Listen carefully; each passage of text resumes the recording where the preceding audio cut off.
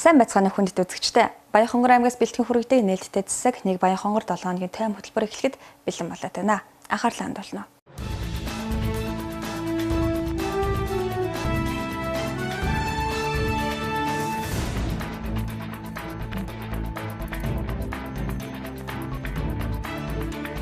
Баянхонгор аймгийн эмэгтэйчүүдийн зөвлөлөөс жил бүр уламжлалын зохион байгуулдаг хатан ээж шалгаруулах ёслолын арга хэмжээ их хөрсийн баярын өдөр болж 12 ээж алдарт цолоо хүлээж авлаа. Улсын хурлын гишүүн Нээлттэй очир Зандан шатар Баянхонгор аймгийн ерөнхий төлөөлөгчтэй хурлын дараа Готхон баяр засаг Батжиргал Баянхонгор сумын хотын захирагч мөнх соёл нар хайр халамж ухаанаараа үрс бүхнээ өвлөгч сайн сайхан хүмүүжүүлсэн эрхэм ээжүүдэд хүндэтгэл үзүүлсэн юм а.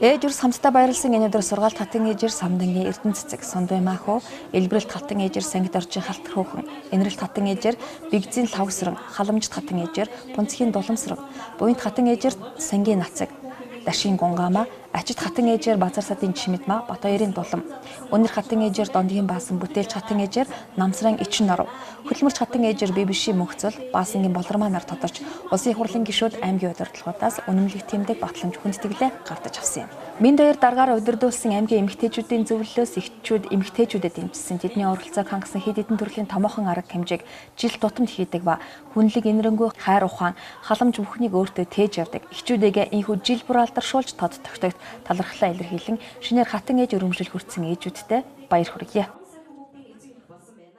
Баянхонгор аймгийн хөл бөмбөгийн холбооны хүүхдүүдийн баг тамирчдын бэлтгэл сорил 5 дугаар сарын 27-ны өдөр болж үүнд U13 насны эрэгтэй эмэгтэй хүүхдүүд орж эзэмссэн ур чадвараа үзүүлсэн байна. Хөл бөмбөгийн спортоор хичээлж буй хүүхэд багчуудын бэлтгэлтэй аймгийн засаг бичилж танилцсан гарааны 10-ны хөтөлбөрийн шалралтанд оролцсон тэнцсэн хүүхдүүдтэй амжилт хүслээ. Хөл бөмбөгийн спортод хүүхэд залуусыг дур сонирхолтой болгох түүгээр хичээлэн амжилт гарах боломжийг нээж өгөхөөр гарааны 10-ны хөтөлбөр улсын хэмжээнд хэрэгжиж байгаа ба энэ хөтөлбөрийн хүрээнд Баянхонгор аймгаас эрэгтэй 50, эмэгтэй 40 хүүхэд сорилгод оролцсон байна.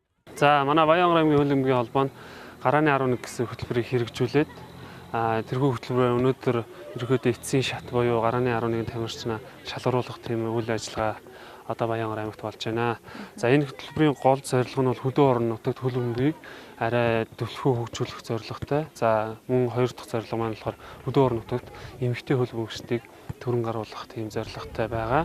За Баянхонгор аймгийн түүхэнд анх удаа бол эмэгтэй шигшээ багийг бүрдүүлэн гаргалаа. За тэр нь бол 13 нас дээр анх удаа Баянхонгор аймгийн аврах шалгаруулах тэмцээний зохион байгуулад за бас нэг шалшаалтай зүйл нь юу вэ гэхээр хөдөө орон нутгаас ирсэн эрдэнэ цогтоос ирсэн охтууд маань төрүүлсэн. За өнөөдөр болохоор нийт одоо 45 гаруй охтууд ирчээд тэнцэнээс 12 шилдэг охиныг шалгаруулад 6 сарын 8-наас 20-ны хооронд улсын аврагад явуулахаар бэлтжээ. Сорилгыг жонглоор бөмбөг эзэмшилт дамжуулалт, хувийн тоглолт, бөмбөг тогтоол, зохиол гэсэн төрлүүдээр явуул. Улмаар 16 эрэгтэй, эмэгтэй 12 хүүхэд шалгарч улсын тэмцээнд оролцох хэрэгтэй болжээ. Имээтэйгээ гадуур явж байгаа. Тэгээд нэг бөмбөг шгэлж сайхнаар дэлжээ. Тэгээд тэрнээс хойш ер нь тэр ахнаар магтуулаа. Тэгээ өөрөө ер нь хөлбөмбөг тоглол яах юм бол гэж одоо тэгээд тэр спортыг сонирхолсон. Тэгээ одоо улс руу яваа. Тэгээд багаараа улс руу яваа. Тэгээд 1 2 3 дахь байрын төлөөл үзэн. Сорилго явагдаж дуусны дараа аймгийн засаг Батжиргал шалгарсан хүүхдүүдийг багш тусгалжуулагчдын хамтар хүлээн авчруулсан. Дэлхийн номер 1 спортоор хичээлж буй хүүхэд багчуудад амжилт хүссэн. Цаашдаа бололцоогоор дэмжихээ илэрхийлж энэ дэмжлэгийн хүрээнд нутгийн хүүхдүүд итгэл дааж амжилт гаргаж чадна гэдэгт итгэлтэй байгаагаа хэлсэн юм. Улаанбаатар хэв суцаад компани Монголын ноосон бүтээгдэхүүн үйлдвэрлэгч холбооноор хамтарч орон нутагт ноосны үйлдвэр байгуулах засгийн газрын бодлогын хүрээнд ноос угаах үйлдвэр байгуулах төслийг улсын хурлын гишүүн Зандан шатрын дэмжлэгтэйгээр Баянхонгор аймагт хэрэгжүүлж байна. Төслийн хэрэгжилтийн байдалтай улсын хурлын гишүүн Зандар Шатар элдв очир эрүүл мэндийн яамны төрийн нарийн бичгийн дарга очирууд засаг даргад чиргалнаар очиж танилцлаа. Тусноос угаах үйлдвэр 2017 онд ашиглалтанд орох төлөвлөгөөтэйгээр ажиллаж байгаа ба 1000 мм ажлын ургантай 5 онгоц ноос угаах автопульс угсарч тоног төхөөрөмжүүдэд суйрлуулжээ. Одоо уурын зөөх худаг ус цэвэршүүлэх байгууламж зэрэг нэмжихийн үйл ажиллагаа эхлүүлэх юм байна. Тус үйлдвэр энэ жил 1000 тонноос малчтын гар дээрээс авч угаах ба манай аймагт ийм үйлдвэр байгуулагдсанараа Баянхонгор аймгийн малчид малаас гаралтай ноос, ноолуур, тэмээний ноос, сарлын хөвөр зэрэг бүх төрлийн ноосыг тус үйлдвэрт нийлүүлэх худалдаалах их усүр бүрдэх юм. Цаашдаа ноос угаах үйлдвэрийн бүх тамга тэмдэг татвар төлөлтөнд орон нутагт харьяалагдаж явах юм байна. Ноосны үйлдвэр ашиглалтанд орохдоо эхний ээлжинд орон нутгаас 30 хүнийг ажлын байраар хангах ба ноосоо 9 сараас угааж эхэлнэ. Ноосыг угаахдаа эрүүл мэндэд сөрөг нөлөө бүхэн ямар нэгэн химийн бодис хэрэглэхгүй ба гүний худгаас усаа татаж хэрэглэн ноосоо угааж дууссаны дараа бохир усыг тунгаа цэвэршүүлээд бохирын ерхий байгууламжид нийлүүлэх юм байна. Монголын ноосон бүтээгдэхүүн үйлдвэрлэгчдийн холбооны бас боловсруулсан хөтөлбөр засгийн газраас гаргасан бодлогын хүрээнд Монголын бүх аймагуудад ноос угаах үйлдвэр байгуулах ийм чиглэлээр ажиллаж байгаа маа. Тэгээ энэ хүрээнд манай үйлдвэр энэ Баянхонгор аймагт ноос угаах үйлдвэрийг байгуулах төслийг хэрэгжүүлэх энэ ажлыг хэрэгжүүлж байна. Энэ ажлыг биднээс идэвхтэй явуулсан үр дүнд 2017 онд энэ үйлдвэрийг ажилд оруулах юм төлөвлөгөөтэй ажиллаж байна.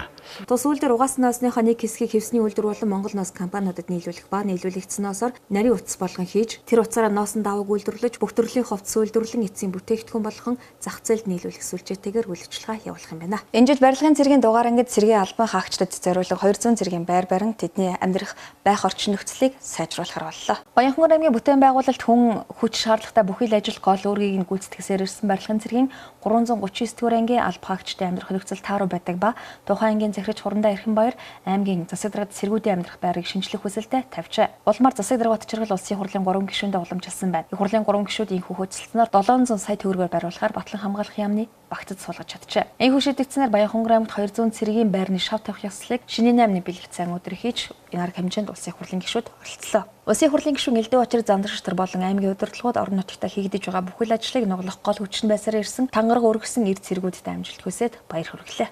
Баянхонгор аймгийн хөдөлмөр халамж үйлчилгээний газраас хөдөлмөр халамжийн чиглэлээр явуулж буй ажил үйлчилгээгээ иргэдэд нээлттэй танилцуулах үүднээс нээлттэй өдрөлгийг энэ сарын 8-нд зохион байгууллаа. Арга хэмжээг аймгийн хөдөлмөр халамж үйлчилгээний газрын дарга амарснаа нээж үгэлэхдээ ажилгүйдлийг бууруулах, хөдөлмөр эрхлэх тал дээр анхаарсан томоохон ажлуудыг төр засгийн зүгээс тодорхой шат дараатаагаар зохион байгуулж байгааг хэлээд өмнөх онуудад хөдөлмөр эрхлэлтийг дэмжих чиглэлээр нэг аймагт 5-6 тэрбум төгрөг олгодог байсан. Энэ жил санхүү эдийн засгийн хямралаас үүдээд 1 тэрбум 200 сая төгрөгийг манай аймагт хуваарлагдж ирсэн.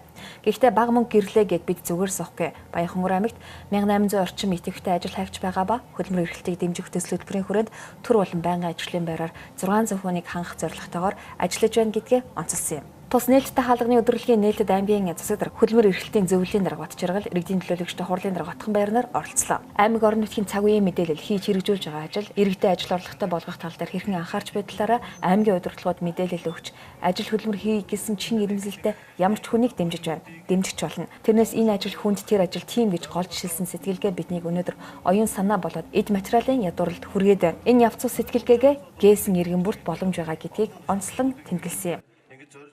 Оны 1-р улиралд манай аймгийн ажилгүйдлийн түвшин 8.4% байсан бол одоо энэ сая 5 сарын сүүлээр гаргасан судалгаагаар бол 5.4% болж уурч байгаа. Энэ үеэр аймгийн хөдөлмөрийн эрхлэлтийг дэмжих төсөл хөтөлбөр олон нийтийн оролцоонд туршилсан халамжийн үйлчилгээний танилцуулга хийгдлээ. Мөн аймгийн хөдөлмөр халамж үйлчилгээний газрын дарга амарснаа ажлын байрыг дэмжих хөтөлбөрийн хүрээнд Баянхонгор сумын засаг даргын тамийн газрын дарга Насан Баяртай бүлгээр газар тариалан эрхлэх иргэд Ахмад мэрэгчлэлтийн зөвлөгөө үйлчилгээ хөгжүүлэх хөтөлбөрийн бүлгүүдтэй тус хамтран ажиллах гэрээг үзүүлсэн юм. Хөдөлмөр халамж үйлчилгээний нээлттэй өдрөлг ярм 2017 арга хэмжээний хүрээнд аймгийн хөдөлмөр халамж үйлчилгээний газрын мэрэгчлэлтүүд сул чөлөөтэй ажлын байр ганцаарчилсан зөвлөгөө хөдөлмөрийн харилцаа хөдөлмөрийн бүтээмжийн талаар зөвлөгөө мэдээлэл өгч ажил хайч иргэдийг бүртгэх үйл ажиллагааг зохион байгуулжээ. Аймгийн төвийн сургуулиудаас хамгийн шинэ гэгддэг эрдэм ахлах сургуулийн дээвэр муугасаа болж чанар нь муудаж олон тооны эрсдлийг араараасаа дагуулах болжээ. Аймгийн төвийн 4-р сургууль 2009 онд ашиглалтанд орсон байдаг. Төмийн сургуулиудаас хамгийн сүүлд ашиглалтанд орсон шинээр байгаа барилга гэж бид ойлгодог ч дээвэр мөнхөгдснөөс болж олон сөрөг үр дагаврыг дагуулж. Тус сургуульд өнөөдрийн байдлаар 1394 хүүхэд ерөнхий боловсролын эрдэмт суралцж байна. 2014 оноос эхлэн тус сургуулийн дээвэр тусаал тусалж эхэлсэн ба өөрсдийнхөө нөөц бололцоогоор оны урсгал засварын хүрээнд чадан ядан засварлаар ирсэн ч өнгөрсөн жилийн их борооноор дээврийг хичнээн засварлаад ч үр дүнд хүрэхгүй болтлоо муджээ. Тус сургуулийн нийт 1384 сурагч мөн нийт 100 гаруй багш ажилчид маань сургуулийн дээврийн хэсэг муудсны улмаас бол тухайн нийт сурагчдын сурч боловсрох орчинд бол нэлээд хүндрэлтэй асуудал үүсэж байна. Энэ маань юугаар илрэн гарч байгааг бол 2 давхрын нийт бэлтгэл. За мөн 2 давхрын нийт ангиудын бүх ангид бол тусаал гоожж байна. За энэхүү тусаал гоожснороо бол өвлийн улиралд хөгцрөх, мөөгөнцөртөг. За мөн зуны улиралд бол үргэлжилсэн борооноор бол нийт ангиуд руу бас тусгах ийм аюултай юм болж байна. Тэгээд ерөнхийдөө бол заавал бороо орсон гэлтгөө бороо ороогүй үед зогсоод нэлээд хэд хоногийн дараа ч гэсэн бол ус бол үргэлжлээд нийт анги кабинет бол тусгасан байдалтай болж байгаа. Энэ маань юунаас болж байгааг бол дээвэр дээр үүссэн ус маань доошо тааз руу ороод таазан дээр байгаа дулаалганы үнс рүү нэвчиж ороод тэгээ одоо болтол ингээ ус маань туссан байдалтай байна. Тэгээд өвлийн улирд бол маш их халуун дулаан харшилтаад бол нийт ханууд бас маш хөлрөдөг. Бас дээрээс нь нийт ангиуд маань харлаж хөгзрөөд мөөгөнцөрд ийм хүнд аюултай нөхцөл үүсэж байгаа учраас цаашид бас сурж үндсэн сургууль хүмүүжлийн үйл ажиллагаа явуулахад бас нэлээд хүндрэлтэй ийм асуудал болж байна. За дээвэр маань сургууль маань нийт үндсэндээ бол 2009 онд анх үүсэн байгуулагдсан. Түүнээс хойш 2015 оноос эхлээд бол сургуулийн нийт дээвэр маань хэсэгчилсэн байдалтайгаар ингэж муудаж эхэлсэн. Үүнийг бол тус сургуулийн захиргаа бол өөрснийхөө нөөц боломжинд тулгуурлан бол засварлах байдлыг бол шат дараатай арга хэмжээтэй хийж байсан болж одоогийн нөхцөл байдалд бол одоо сургуулийн захиргааны зөвлөл өөрсдөө санаачлаад бол хийх засварлах юм ажил бол тун хүнд болчиход байгаа. Эрдэм ахлах сургуулийг барихад гүйцэтгэгч компаниуд хэд хэдэн удаа солигдсон, үүнээсээ болж тус барилгын ажлыг чанаргүй гүйцэтгсэн байна.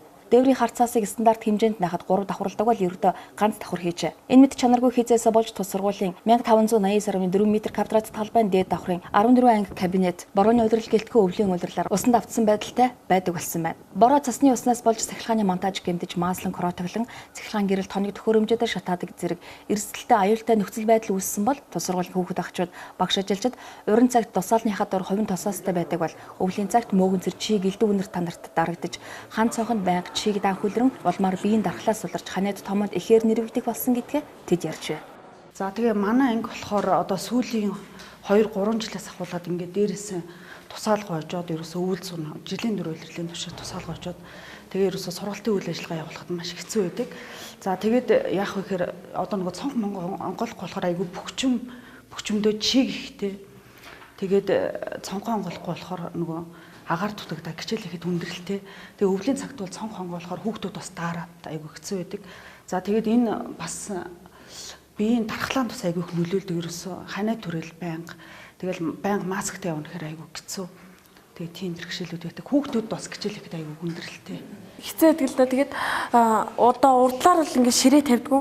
Бүгд тоошоо шахаа суудаг. Тэгээд хэрвээ ийшээ тавих юм бол хамаг юм нороод тэгээд төвтөр дээр тусаал гочоод хичээл хийх юмарч боломжгүй байдаг. Мөөгөнцөр удаан хугацаанд бий болсон газарт хүний амьсгалах эрхтэн хордож, улмаар түүгээр дамжин бие махбодыг хордуулж, илүү хүндрүүл бүх төрлийн хор тавдар үүсгэх нөхцөл бүрддэг байна. Тиймээс тус сургууль аймгийн мэргэжлийн хяналтын газраар мөөгөнцрийн шинжилгээ авахуулаад байгаа ба багш ажилчид сурагчдын сурч хүмүүжиж ажиллах аятаа таатай нөхцөлийг ойрын хугацаанд бүрдүүлэх нь зүй ёсны шаардлага болоод байгааг ярьж байна.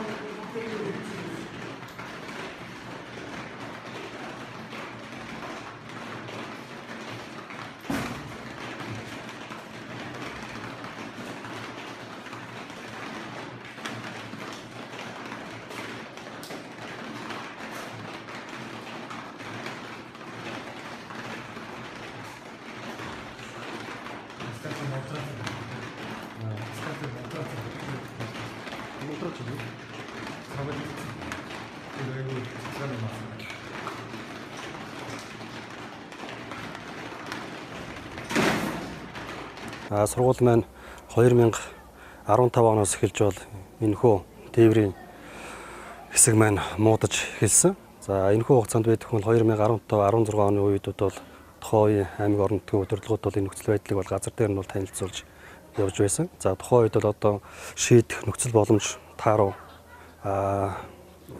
боломж байхгүй гэдэг үгнээс бол маань сургуулийн ажил бол хойшлогдож байсан байгаа. Баянхонгор аймгийн биеийн тамир спортын газар 1987 онд ашиглалтанд орсон байдаг. Өнөөгийн байдлаар хананд халцарч, хагарч, мөөгөнцөрдсөн, арчлаад, чарчлагаа тордлогоо авах болсон чийг баманд удаа хугацаанд идэвхснээсээ болж барилгын насжилт чанарт сөргөөр нөлөөлж байна. Баянхонгор аймгийн төсвийн байгууллагуудын барилгын чанар муудсан тухай дараагийн мэдээлэл бол Баянхонгор аймгийн биеийн тамир спортын газар. Биеийн тамир спортын газар нь аймгийн төмийн хүүхэд залуучуудын чөлөөт цагаа хамгийн их өнгөрүүлдэг газар. 1987 онд баригдаж байсан тус газрын барилга өнөөг хүртэл ганц 2 удаа урсгал засварт орсон байдаг ч аймагт төлөөлөд улстай спортын салбарыг сурталчилж яваа энэ газрын өнгө төрх ийм л байна. Ханан халцарч хагарч мөөгөнцөрдсөн, арчлаад арчилгаа тордлогоо авахаа болсон.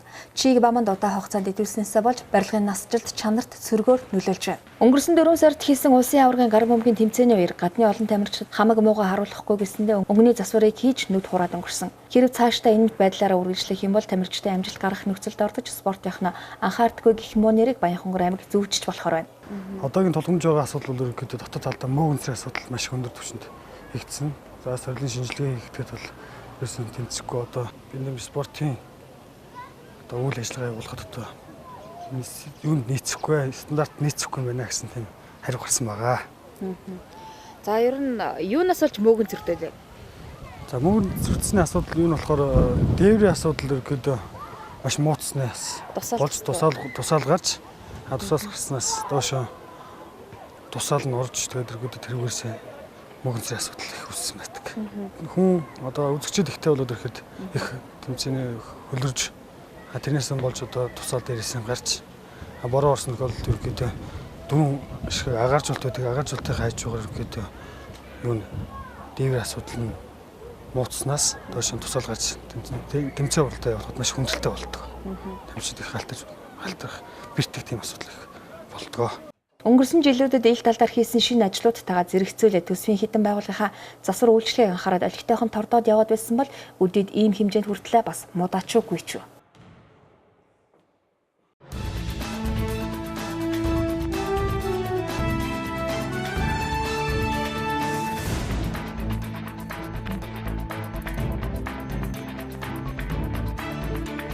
Хоёрдугаар сургууль буюу Номгон ахлах сургуулийн барилга энэ тэндээ нэлээд хэмжээний суулт өгч нуралтууд өсчээ. Хүүхдийн чимээ шууган хөдөлгөөний аясаар дээврийн өнгө болон цаад хэсэг нь нурж унах үзэгдэл сүүлийн жилүүдэд нэлээд нэмэгдсээр байна. Энэ байдал цаашид дамжуурал хүүхдүүдийн дээрээс дээврийн шавар шохоо цемент нурж унах хүүхдийг бэвтээх магадлалтай байна. Бүр муудаж засал авахгүй болохоос өмнө тодорхой хэмжээнд анхаарч засварлах шаардлагатайг тус сургуулийнхан ярьж байна. Манай Номгон ахлах сургуулийн барилга 1972 онд ашиглалтанд орсон. За одоогийн байдлаар барилга байгууламжийн манай сургуулийн нэлийн муутчаад байгаа. Одоо жишээлбэл суултаг өд байгаа нэлийн хэсэг газруудаар мөн дээврийн асуудал бол маш хүндрэлтэй байгаа.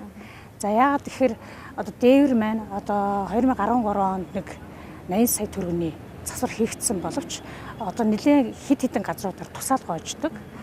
Дээр нь хан руугаа одоо ингэ нэвчилт өгөөд тэр ханууд маань одоо бас гадагшаага одоо ингэ бөмбийгөөд яг хүүхдийн толгой дээрээс хүмүүсийн доогуур нь явж байгаа хүмүүсийн толгой дээрээс одоо нурж унах аюул төртөд байгаа учраас бид нар одоо нурхаас нь өмнө сэргийж дээвэр дээр гарч одоо тэр ингэж буулгаж юу яаж байгаа.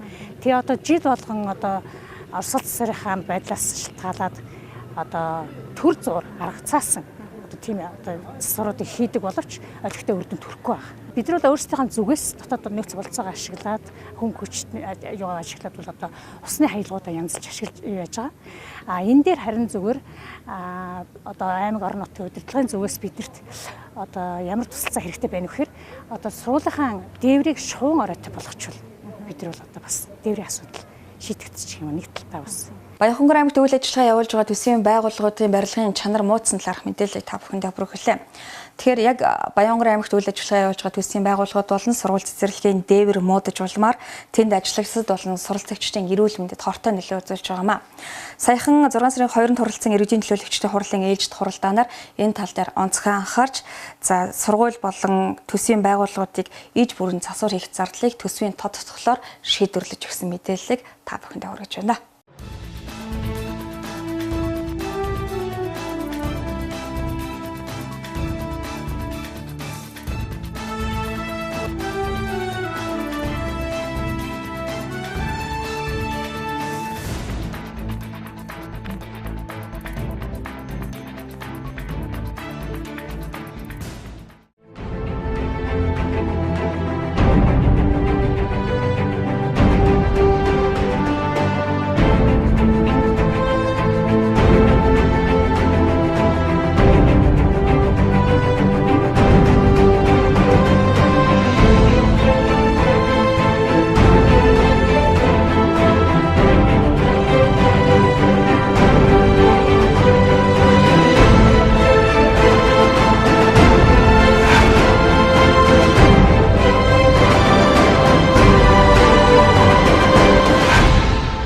Монгол Улсын засгийн газраас санаачлан хэрэгжүүлж буй Элэг бүтэн Монгол үндэсний хөтөлбөрийн хүрээнд эрүүл мэндийн яамны баг бүрэлдэхүүн болон төрийн нарийн бичгийн дарга очрот тэргүүттэй бүрэлдэхүүн Баянхонгор аймагт Элэг бүтэн Баянхонгор нээлттэй удирдлагыг амжилттай зохион байгууллаа. Энэ үеэр аймгийн иргэдэд зориулсан цогц арга хэмжээг авч өн төлбөргүй үзлэг онцлогоо хийсэн бөгөөд багууд болон сумдын эмнэлэг нарт зарим шаардлагатай тоног төхөөрөмжийг олгож мөн түнчлэн үзлэгт хамрагдах боломжгүй байдаг иргэдийг эрүүл мэндийн үзлэгт өргөнөөр хамруулсан юм.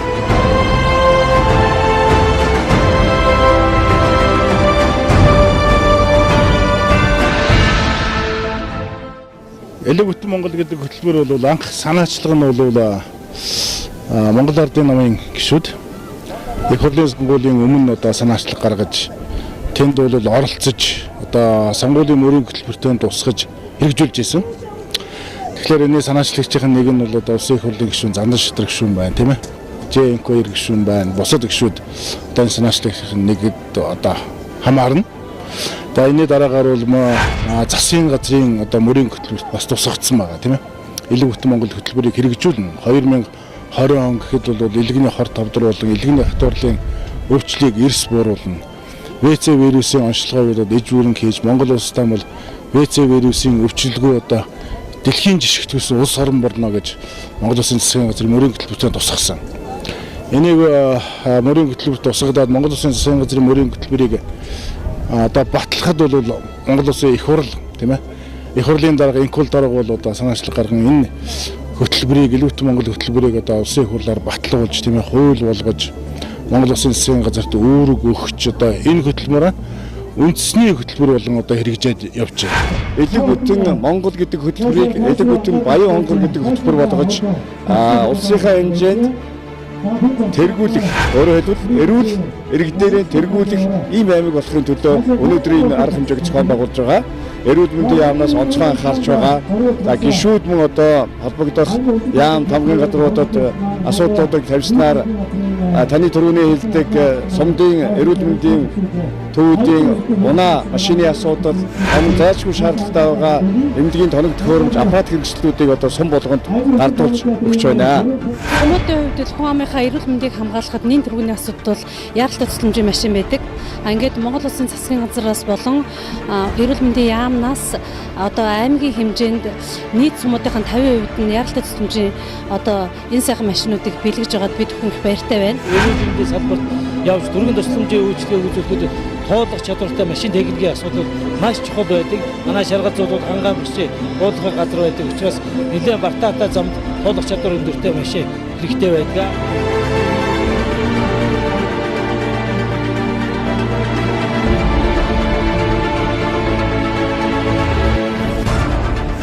Иргэд маань маш их хамрагдж байна. Улаанбаатар хотоос бид гэмтэл сав судлалын үндэсний төв, халдвар судлалын үндэсний төв, хавдар судлалын үндэсний төв, нэгдүгээр улсын нэгдүгээр төв эмнэлэг, анагаахын шинжилх ухааны их сургуулийн эрдэмтэн багш нар гэсэн ийм усуд бол үзлэг онцлогоо хийгээд иргэдтэй яг бодит илрүүлгийг хийгээ, тийм ээ. Анхан шатны үзлэгийг, анхан шатны илрүүлгийг хийж газар дээр нь тусламж үйлчилгээ үзүүлж байна. Нөгөө талаас манай иргэд бас их хариуцлагатай өөрийнхөө эрүүл мэндэд өөрсдөө ингээд үнгүй онцлоод өгье гэж бас энэ илгээ хайрлах, энд өөрөө сургалтанд хамрагдах, өөрсдөө сэтгэвтэй оролцоход бол анхаармаар байна. Энд ч уушиг эрдэнэ хардаг ТV явагдаж байгаа юм байна. Ер нь бол энэ ийм юу бол энэ ховор байдаг шүү дээ. Тийм эмнэлгийн талаар бол тийм. Өнөөдөр бол хүмүүс ихтэй ер нь өргөн дээр гайгүй л байна. Сайхан. Би хөдөөний улсууд бол яг ингэж төв зорж онцлогоонд орж чаддаг. Өнөөдрийн хувьд бол бас бүх юмд үзүүлээд сэтгэл өндөр байна. Нээлттэй өстой нэг чөлөөтэй сайхан үзүүлж байна. Хөдөөний манус бол зад болдгүй. Аймаг орж ирэхээр номер гэд бид нар ерөөсөө үзүүлж чаддаггүй. Тэгээ өнөөдөр би бүр дуулчаад зориуд ирж бүгдээр нь үзүүлж баярлж байна. Хамгийн анхны нээлттэй ажиллагаа, хамгийн анхны очисон аймаг маань бол Баянхонгор аймаг. Тэгэхээр бол Баянхонгор аймагт 2 өдөр энэ хөтөлбөрийн үйл ажиллагаа Элэг бүтэн Монгол нээлттэй өдөрлөг зохион байгуулагдаж байна. Дараа нь бид Дархан, Эрдэнэт, Дундгой ер нь бүх аймагуудаараа Элэг бүтэн Монгол энэ нээлттэй өдөрлөгийг зохион байгуулна. Нээлттэй өдөрлөгийнхаа хүрээнд тэр бас ВЦ вирусын илрүүлэг, мөн бусад тийм ээ дотор эрхтний илрүүлэг шинжилгээ, эхо, дуран тийм ээ, дотор нүд энэ бүх одоо үзлэг онцлогоонуудыг хийж явж байгаа.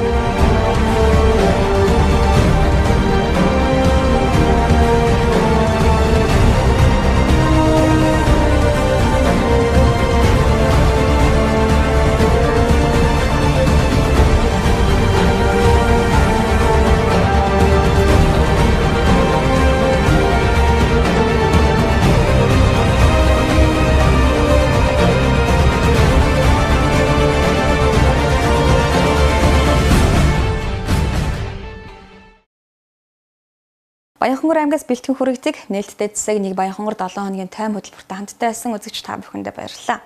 Дараагийн дугаараар иргэн уулзлаа. Түр баяртай үзэгчтэй.